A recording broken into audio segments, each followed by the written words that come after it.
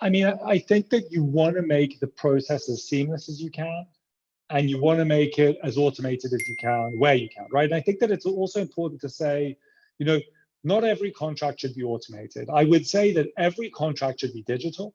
I mean, I think that, you know, of course, Contract Book, and there are other companies out there which are trying to change the way in which you work, right? So I would recommend, you know, being able to have a digital platform on which you can draft your contract, right? So you can make sure that you have the appropriate data inside it, right? Just to give you an example, a lot of companies might have different contracts based on the deal size, right? So if you think about a company which is paying you $150,000, you may be more open to negotiating with them than you are a company paying you $5,000 a year or a month or what have you, right? So I think that the first thing is being able to make sure that your sales reps are always using the right contract, right? Make it flawless, make it impossible for people to mess that up, right? That's the first thing that I would recommend.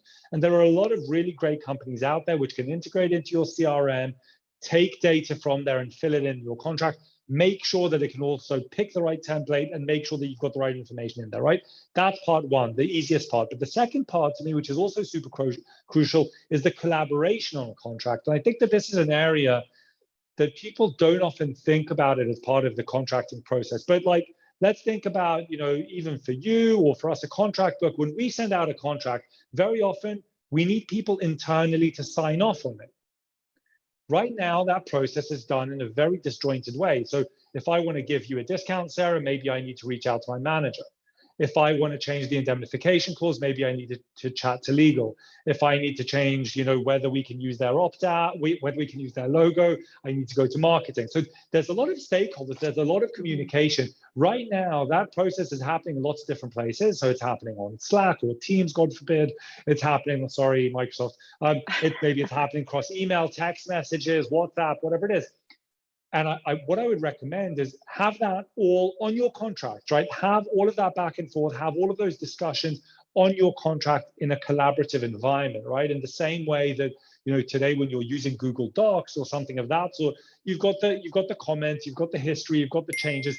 You should be demanding the exact same thing for your contracts, right? So that makes the contract from this, you know, you called it digital paper, which it is today, well, not digital, like just an electronic version of your contract. Yeah.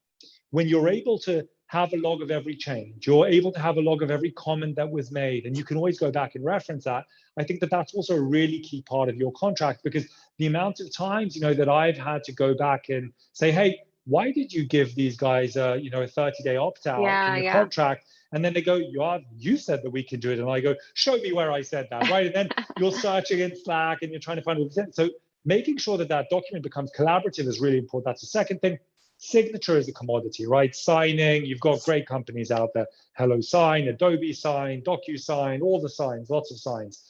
But I think that, you know, contracts also really only start after they were signed, right? If you think about a contract, typically you're going to be spending maybe 1%, 5% of the time of that relationship between you and that other party negotiating the contract. But what about afterwards?